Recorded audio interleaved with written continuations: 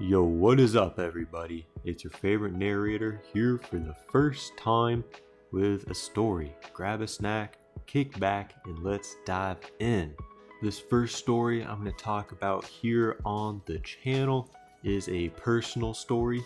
A couple years ago, I came across a Facebook Marketplace listing for a CJ2A 1946 Willys Jeep. I saw in a town near me listed $3,500. I talked that down to $3,250. Had good frame. It ran and drove when I got it. And overall, I was just excited to buy my first vehicle. Now, this is the first vehicle I ever bought, so I didn't have a trailer. I didn't have nothing to tow it. So I call up my buddy. For the purpose of this story, I'm gonna name him Tim. I call up Tim. I say, hey, your dad got a landscaping company. Can I borrow you one of his trailers and the truck and go pick up this rig? He said, yo, bet, be there. So we rock up to the Facebook Marketplace listing location, and first thing we notice is it is in the middle of nowhere. It's got these tall trees and this long driveway just winding through them. So me and my buddy and his dad, we start up this driveway, and there's potholes left, right, and center. When we get close to this guy's house, we hear some noises. We look over at the dude's house, and from behind these bushes, I see a no joke freaking peacock, bro. We listen more, and there's more of them. They're all making their peacock sounds, bro. This ain't a lie. There was, what, half a dozen of them. And while we live somewhere it's kind of cold, and I did not know we could keep peacocks up here. I didn't see nothing like that. So anyhow, we park our rigs. The seller sees us, gets out of his home. We meet him, shake his hand, say how do you do? We do what you gotta do. We walk over to the Jeep, who's covered in this ATV tarp looking thing. He takes it off, and now it's a 1946 rig. It ain't pretty, it doesn't have chrome, it's not waxed, it ain't shined up. It's got some ankle vents where a floorboard used to be, the brake pedal's on the floor, those tires are weathered beyond belief. So I asked the guy, I said, this thing runs and drives, right? That's what I saw on the listing. He said, yeah, I'll grab the keys, I'll start it up, be no big deal. He goes inside, he grabs his keys, he brings it out, starts up the rig, and it was kind of like a circular driveway there. And he just drives in a circle around it. And I remember thinking in my head, he said, there's no brakes on this rig. I saw the brake pedal was on the floor, so I'm wondering how is he gonna stop? Now one thing you gotta know, I was buying this around October, so it was kind of wet, kind of muddy, and there's a tree kind of right in the middle of the circular driveway. So we're standing back watching him putt around. He gets first gear, shifts second gear. I'm thinking, all right, this is a good little rig, okay. He drives around the circle, comes back around, it ain't going too quick, maybe 10-15 miles an hour. Hits that mud puddle, slows him down, covers that rig in mud, and slams that front bumper into that tree. Now I weren't too worried. If it was now, I'd probably say something about that. I mean, I'm trying to buy this rig. I'm not trying to get it damaged, you know what I mean? But he shuts it off. He gets down. He's an older guy. And he says, well, there you go. It goes, but you're going to need a way to stop it. And that's how I was able to get him down to $3,250 because I knew I was going to have to do some brake work on that rig. Anyway, my buddy's dad drives his truck and the trailer around. And the older gentleman there, he drives the rig up onto the trailer, we get it strapped down, and we start heading home. When we get that rig home, normally maybe 45-minute drive, took us a solid hour and a half. We were going slow, we would pull over, double check, make sure things were okay. And I don't think I've totally given this rig justice yet. It was a little ramshackled together. It had a boat gas tank strapped to the front grill where he had slapped it into the tree. connected with rubber straps to the frame, and the fuel line went over the grill into the hood where it was connected into the fuel pump there. And this rig, the gentleman was telling me, he said, oh, it used to work at a paper mill. It was one of the first things a lot of people think when they see those old World War II style Jeeps. Oh, it must have been overseas, you know, seen some action, it's got a lot of history. I'm sure this rig has history, but it was no military rig. It still had the old sticker of the company that I used to work for. Anyhow, we get it home, it's dark, we chuck it in neutral, we roll it off the trailer, we slowed it down with some sticks and eventually a log, and roll it into our garage. Now fast forward a couple years, I was doing some college at the time. I didn't have a lot of time to work on this rig, but I knew the first thing I'd have to do when I got time was fix up those brakes. So now, a separate buddy of mine I met from college, I'm gonna call him Jake for the purpose of this video. He comes over, he's a little bit more mechanical than I am. So he comes over and we make a plan of, oh, we're gonna get the brake drums off. It has drums all around. Gonna get the drums off, gonna get the pads off, get whole new equipment, resurface the drums, get everything back on, clean out the tank, get this thing rolling and looking pretty. Now we don't know anything about drum brakes. I worked a little bit on disc brakes, I know a little bit about calipers, but I've never had to deal with having to take a hub apart to take the drum off, to take the springs out, to take the brake shoes out, none of that. Through a lot of trial and error, a lot of YouTube videos, a lot of, hey there, Chris Fix here, we finally got the front two brake assemblies taken apart and we're moving on to the rear wheels. Now the rear left wheel, we couldn't get that wheel off. Those lug nuts were just rust welded onto the studs.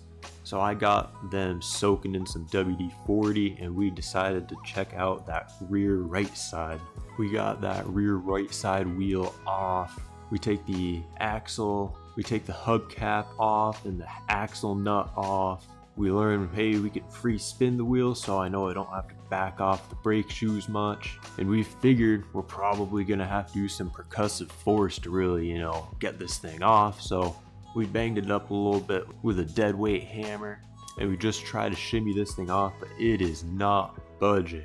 Over the next few weeks, I ordered some parts. I got all my new brake stuff, new shoes, new springs, new wheel cylinders, the whole 9 yards. But I also made sure to order a brake drum puller. Now the first brake drum puller I wanted to get was a hydraulic one with a force of, it said 10 tons on the box. I put the jaws behind the drum and got that centerpiece into the axle and we started cranking on it and it came right off. Those jaws were way too wide to get in between the lip of the brake drum and the back of the dust cover. Just was not gonna work. So I go back to the auto parts store, I return that rig and I take out just normal mechanical brake drum puller. It was a set of 3. I wasn't too sure what size I needed. It had big, medium, and small in it. So me and my buddy one night were saying, hey, we're gonna just try it out, try to get this thing off, because it was being stubborn. It had been marinating in WD-40. It had been getting banged around with sledgehammer and it was not budging. We chose to start with the biggest jaws, we chucked them on and we secured it down with an impact, which in hindsight wasn't the best idea. Even said on the box, don't use the impact, but we didn't pay attention till a little bit too late. So anyhow, the impact wasn't doing enough. It would get that drive bolt nice and tight, but it could not pop that drum off. So I had a foot-long closed-end wrench that we chucked on there and we were just cranking on that wrench. Yo, pause. Eventually we couldn't pull enough, so we had to use our body weight to try to get that wrench to turn like a quarter turn at a time, reset it quarter turn at a time. Now another thing I forgot to mention, when you would try to turn the drive bolt, it would also want to turn the rear left tire as well as the drive shaft. So being the young, ingenuitive dudes we are, we stuck some rebar in the drive shaft and pressed it against the frame so that it couldn't turn, and stuck a piece of wood underneath that rear left tire so that it couldn't turn. It got caught on the treads of the tire, and we just kept cranking that wrench, trying to tighten it down as much as we could. Finally, it was my turn on the wrench. I gave it one push a little too much and bang! that shit just came off. Now I thought originally it just had fallen off, like hey, maybe one of the jaws came out because my weight was all on one side, and I thought maybe it just got lopsided and came off. But we took a closer look at it, and the bracket that connects the 3 jaws to the drive screw completely sheared in half. Now our guardian angels were looking out for us that night, because when that bracket snapped in half, instead of flying up or left or right or forwards or backwards, it snapped right down. Now me and my buddy were in awe because we ain't seen nothing like that before. We looked on the box and it was made of drop forged steel, and we thought for sure that that brake drum would yield before that solid steel did. But we were 2 dudes on a mission, so we couldn't lollygag too long. We switched the jaws out onto another one of the brake drum pulling jigs, tossed that back on, and gave it another go. Now this is why I said hindsight's 20/20, and we probably shouldn't have used that impact wrench, because looking back, I think we damaged one of the jaws, and that's going to become apparent here in a second. Now my buddy had done most of the torquing on that first brake drum pulling jig, so we switched. I said, hey, I got this one, and I got it as much as I could with my own strength and my own body weight, but it was not budging. So I had the brilliant idea. I said, hey, you know what's heavier than me? The Jeep. And you know what has more pushing force than me? The jack. So I had the great idea of pushing one end of the wrench up with the jack, while the other end was secured around the torque screw on the brake drum pulling rig. Now as the force of the Jeep was pressing down on the wrench and the force of the jack was pushing up on the wrench, we were both hiding behind the tailgate, afraid of this potential energy IED we had in this garage, man. We gave that jack 1, 2, 3 presses, and bang! That second jig fell off. Now, just like the first time, we took a look at that jig, and I thought for sure that it had just fallen off. We looked real close, we were like, oh, I don't see any damage. We pick it up, and laying there on the ground is one part of one of the jaws. That jaw had just snapped right off. Now, none of the other jaws that we had in this kit were big enough to get around the lip of the drum, so we were shit out of luck. After all this trouble, weeks of working on this, weeks of marinating in WD-40 and grease, that drum barely moved maybe 3/4 of an inch out. If any of y'all has some automobile experience, leave us a hint in the comments, because I'm about to just use a butane torch on this thing and try to break whatever corrosion is keeping that thing together. I'm figuring maybe I gotta crack that drum off or something, because it is not budging. Now me and my buddy definitely had some guardian angels that day, because both of those brakes went straight down to the ground. Moral of the story is, always be safe when you're doing potentially sketchy stuff. Take those precautions, hide behind the Jeep's tailgate, so the last thing you want to do is get hurt if all you're trying to do is take that rear drum brake off. Anyhow, that'll do it for today's video. I hope y'all enjoyed.